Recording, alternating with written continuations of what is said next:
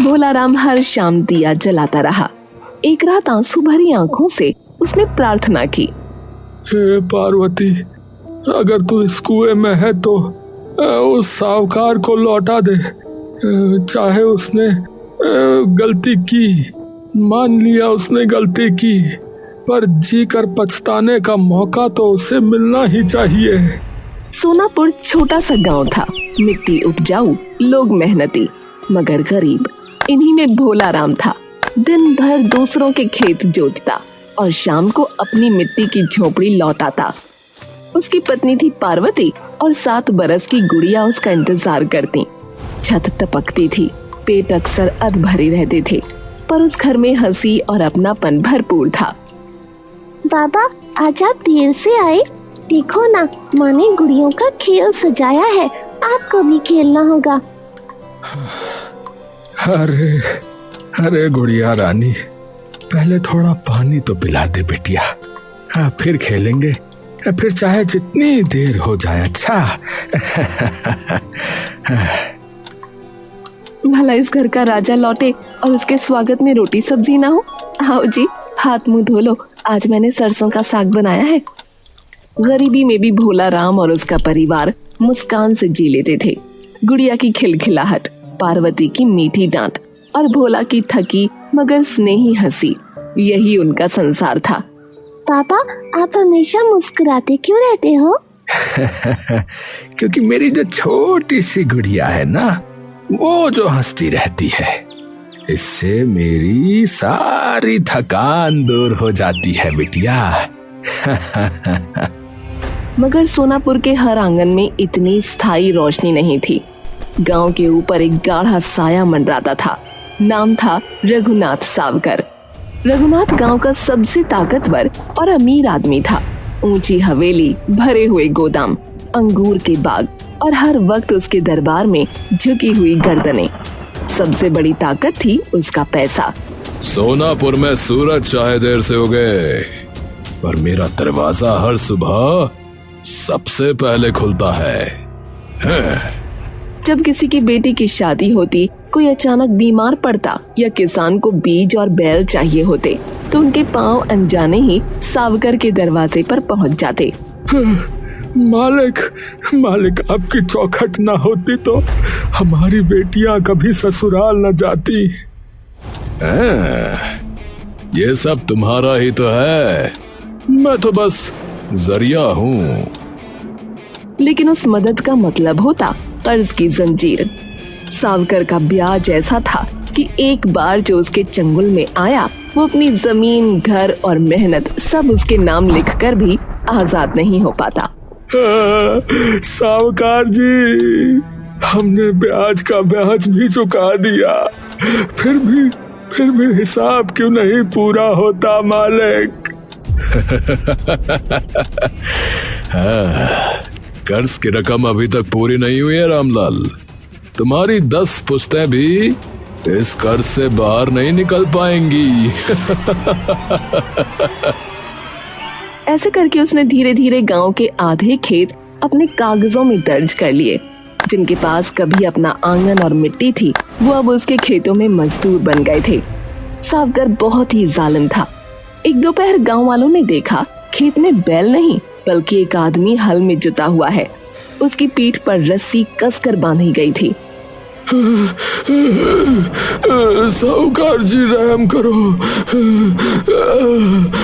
मैं आदमी हूँ, मैं बैल नहीं हूँ।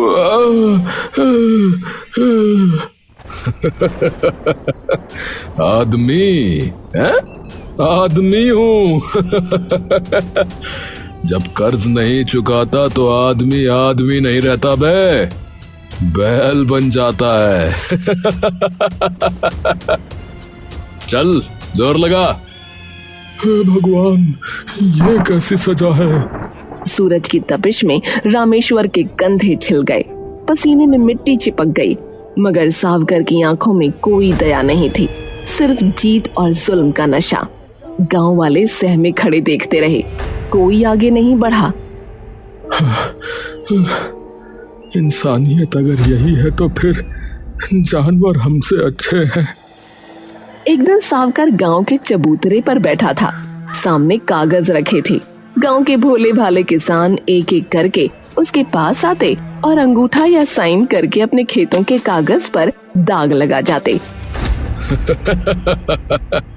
लो हरिराम लो, अब तू मेरा आदमी हो गया रे। चिंता मत करना, तेरा खेत अब भी तू ही जोतेगा, बस कागजी नाम मेरा रहेगा। और हाँ, ब्याज की फिक्र मत करना, धीरे धीरे चुका देना। सावकार जी, मजबूरी है, बेटी की शादी करनी है, वरना कौन साइन करता। लोग मजबूर थे। एक एक कर सबके खेत सावकर की हवेली के कागजों में समाते जा रहे थे। तभी वहां आया भोला राम। अरे आओ भोला राम आओ, देखो सब समझदार हो गए भाई। अरे भाई चल, अब तू भी साइन कर ही दे, तेरी भी मुश्किलें मैं आसान कर दूंगा भाई। और हाँ, गुड़िया की पढ़ाई के लिए पैसे चाहिए होंगे, घर भी संवर जाएगा। सावकार जी, गरीब हूँ, गुलाम नहीं, जमीन मेरे बाप दादाओं की है, उस पर साइन करके मैं अपने वंश का गला नहीं काट सकता। सावकर की हंसी जम गई। उसकी आंखों में नफरत की चिंगारी जल उठी। भोला राम, तेरी ये जुबान जो है ना, तेरे लिए भारी पड़ेगी, याद रखना मेरी बात। और हाँ, एक और बात याद रख, मेरे खिलाफ गया ना तो चैन से जी नहीं पाएगा, समझा? सच बोलने वाला चैन से जीता है, चाहे रोटी आधी ही क्यों ना खाए। दिन बीते। एक दिन पार्वती अचानक बीमार पड़ गई। तेज बुखार, शरीर कांपता, सांसें भारी। भोला राम ने गांव के वैद्य को दिखाया, मगर दवा से राहत न मिली। गुड़िया रोती रही। भोला राम भागता दौड़ता रहा। अंत में मजबूरी में वही करना पड़ा जो वो नहीं चाहता था, सावकर के पास जाना। सावकार जी, मुझे पैसे चाहिए थे, पार्वती की जान पर बनी हुई है, जो कहोगे चुका दूंगा। कहा था ना भोला राम, मेरे पास आए बिना गुजारा नहीं होगा। ले ये रुपए, मगर सुन ले बे, ब्याज दोगुना होगा। और हाँ, अगर चुका ना पाया तो तेरा खेत मेरा। भोला राम ने आंसू पोंछकर कागज पर अंगूठा लगा दिया। हे भगवान, ये दस्तखत मेरे हाथ से नहीं, मेरी मजबूरी से हुए हैं। मजबूरी तो सबसे बड़ा सौदा है भोला, सबसे बड़ा। लेकिन किस्मत और बेरहम थी। इलाज पूरा होने से पहले ही पार्वती ने दम तोड़ दिया। पार्वती की मौत ने भोला राम को तोड़ दिया। घर में अब सिर्फ वो और छोटी गुड़िया बचे थे। पार्वती, तूने तो साथ निभाने का वादा किया था, पर मुझे अकेला छोड़ गई। बाबा, माँ फिर लौट कर आएंगे ना? भोला ने गुड़िया को गले से लगा लिया, लेकिन उधर सावकर ब्याज पर ब्याज जोड़ता जा रहा था। भोला राम दिन रात मेहनत करता, मगर कर्ज का बोझ कम ना होता। वो अक्सर रात को अकेले में बैठकर रोता और पार्वती का नाम लेता।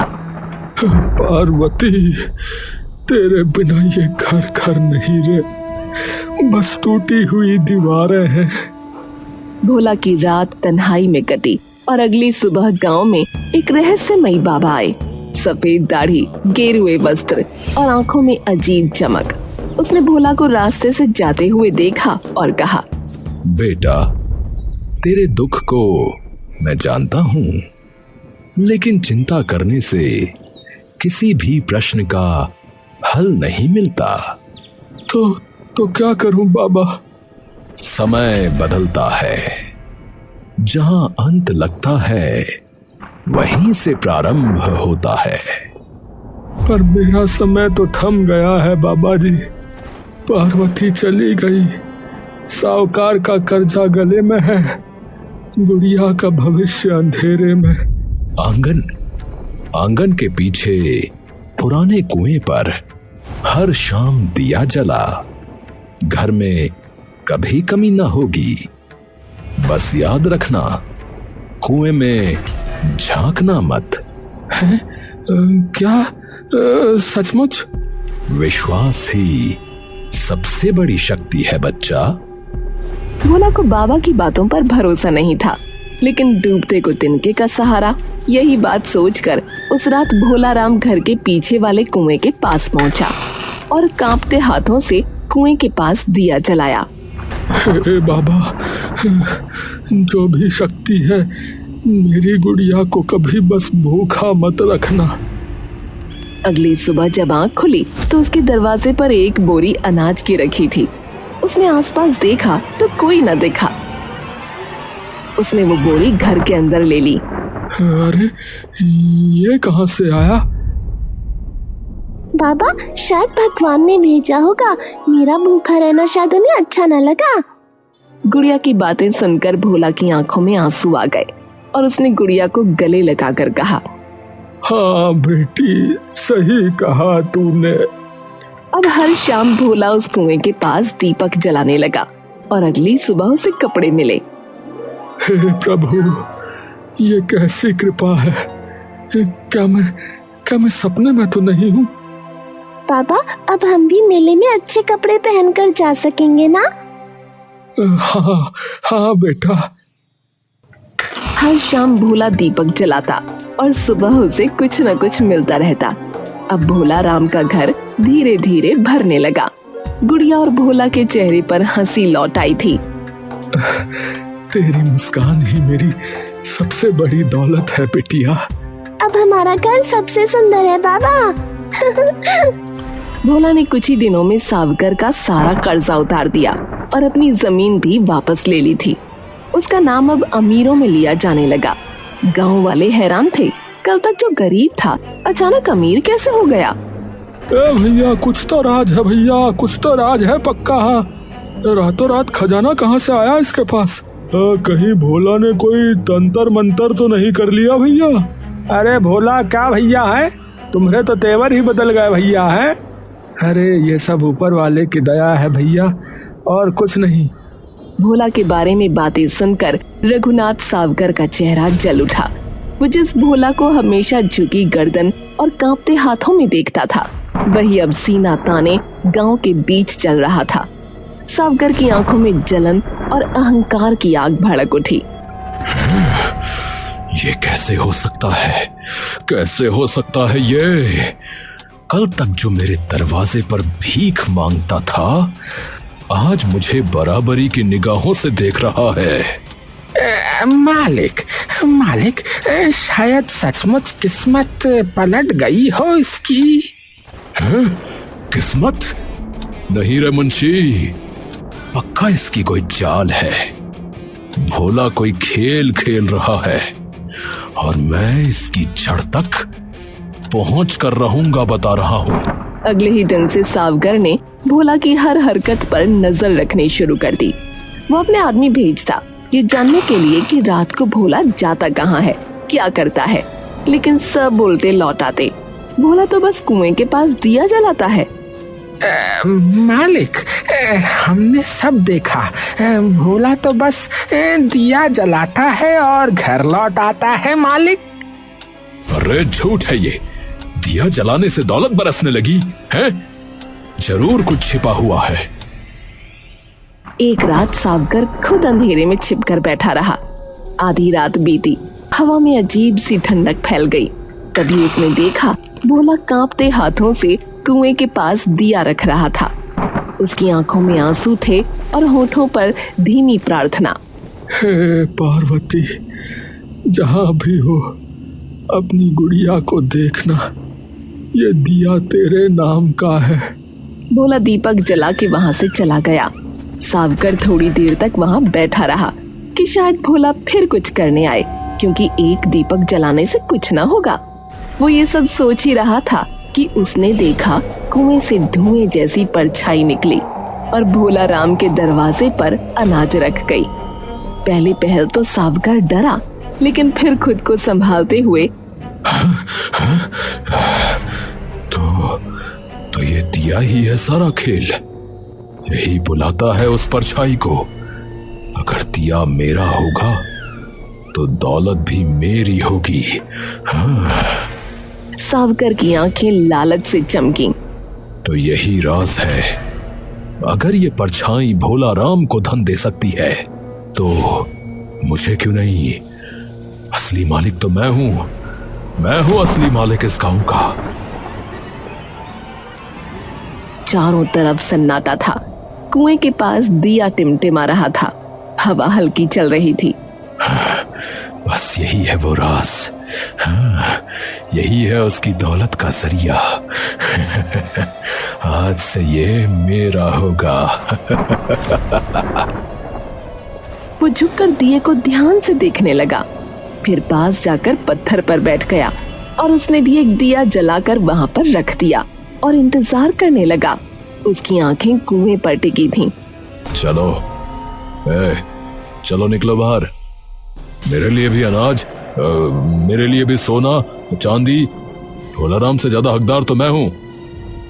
काफी देर बीती मगर कुछ नहीं हुआ, न कोई धुआं न परछाई।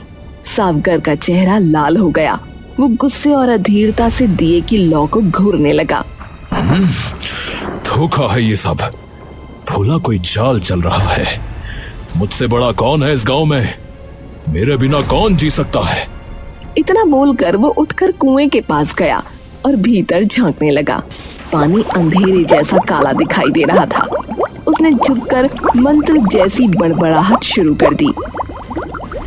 ओ कुएं की ताकत, अरे मैं हूँ रघुनाथ सावकार, सबका मालिक। आज से तू भी मेरा गुलाम है, समझ गया? चल चल जल्दी से मेरे लिए खजाना निकाल, वरना ये दिया बुझा दूंगा और समझ ले तुझे मिटा दूंगा। हाँ। अचानक कुएं के भीतर से ठंडी हवा का झोंका उठा। दिए की लौ तेजी से कांपी। सावकर की आंखें चौंधी आ गईं। आ गए। हाँ, अब निकलो बाहर और सुनो, मेरे लिए भी धन लाओ। हाँ। लेकिन इस बार कोई परछाई बाहर नहीं आई, बल्कि काले धुएं की लहर भीतर से उठी और सावकर के चेहरे पर छा गई। वो घबराकर पीछे हटना चाहता था, मगर अब देर हो चुकी थी। ये क्या हो रहा है? छोड़ो मुझे, छोड़ो मुझे। मैं मालिक हूँ, ये मेरा हक है। भोला राम से छीन लो सब। अरे मेरे आदेश का पालन करो। अरे अरे अरे ये क्या हो रहा है? धुएं का भयानक बादल उसके शरीर पर लिपट गया। उसकी चीख गांव तक गूंज उठी। लोग दौड़े, लेकिन कुएं के पास सिर्फ राख उड़ रही थी। सावकर का कोई निशान न था। सावकर के गायब हो जाने के बाद पूरे गांव में सन्नाटा पसरा हुआ था। लोग चौपाल पर जमा थे, चेहरों पर डर और आंखों में सवाल। हर जुबान पर बस एक ही नाम था, कुआं। अरे भैया, अरे मैंने अपनी आंखों से देखा भैया, सावकार कुएं में झांक रहा था, तभी धुंध उठी भैया, एक धुंध का बादल जैसा उठा। हाँ, और वो जो है उसे खींच कर अंदर ले गया भैया। भीड़ में सन्नाटा छा गया। तभी भोला आगे बढ़ा। उसकी आंखों में डर तो था, पर स्वर में सच्चाई की ताकत थी। डरने से कुछ नहीं होगा भाइयों। अगर हम डरकर चुप बैठ गए तो जो है कभी सच सामने नहीं आएगा। सावकार चाहे कैसा भी था, पर उसका गायब होना एक रहस्य है। हमें इसका सामना करना ही होगा भैया। तभी एक आवाज आई, अलख निरंजन। लोग पलटे तो देखा वही बूढ़े बाबा खड़े थे। उनकी आंखों में अजीब चमक थी। अरे बाबा जी आ गए। बाबा जी प्रणाम। अरे बाबा जी प्रणाम बाबा जी। प्रणाम बाबा जी। बाबा जी ये क्या हुआ? आपने तो कहा था। डरो मत, ये सावकार के कर्मों का फल है। ये कुआं साधारण नहीं है, इसमें उन गरीबों की आत्माएं बसी हैं जिन्हें कभी रघुनाथ सावकार ने भूखे मरने दिया था। ये कुआं गरीबों को दुआ देता है, मगर लालच करने वालों को निगल जाता है। गांव वाले एक दूसरे को देखने लगे। कई की आंखों से आंसू बह निकले। किसी को अपने भूखे बच्चों की याद आई, किसी को उन रातों का दुख जब अनाज के बिना लोग तड़प कर मर गए। तो सच में ये सब उन आत्माओं का बदला है? बाबा की बातें सुन सबके सब हैरान हो गए और सावकर को कोसते हुए वहां से चले गए। भोला कुछ सोच रहा था। क्या सोच रहे हो बेटा? भोला की आंखों में आंसू भर आए। वो हाथ जोड़कर बाबा के चरणों में बैठ गया। बाबा, मैं तो बस पार्वती को याद करता हूँ। मैंने तो कभी खजाने की इच्छा भी नहीं की थी, लेकिन क्या सावकार मेरी वजह से मुसीबत में तो नहीं फंस गया? नहीं, तुम्हारा इसमें कोई दोष नहीं है, इसीलिए तुम वरदान के हकदार हो। याद रखो, ये कुआं इंसान की नीयत को परखता है। इतना बोल बाबा वहां से चले गए। अब भोला हाथ जोड़े उन्हें जाते हुए देखता रहा। दिन बीतते चले गए। भोला राम हर शाम दिया जलाता रहा। एक रात आंसू भरी आंखों से उसने प्रार्थना की। हे पार्वती, अगर तू इस कुएं में है तो उस सावकार को लौटा दे। चाहे उसने गलती की, मान लिया उसने गलती की, पर जी कर पछताने का मौका तो उसे मिलना ही चाहिए।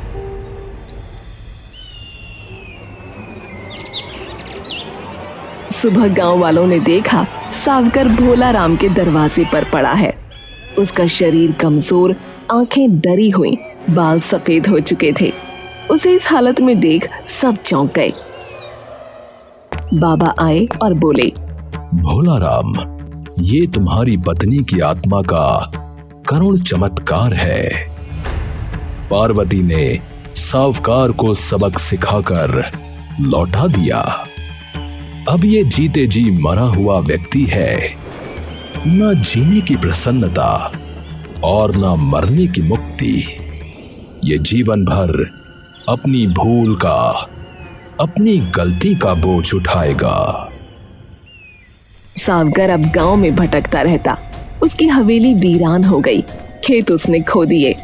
लोग उससे दूर भागते। बच्चे उसे देखकर डर जाते। वो कभी अकेले बैठकर अपने ही आप से बातें करता।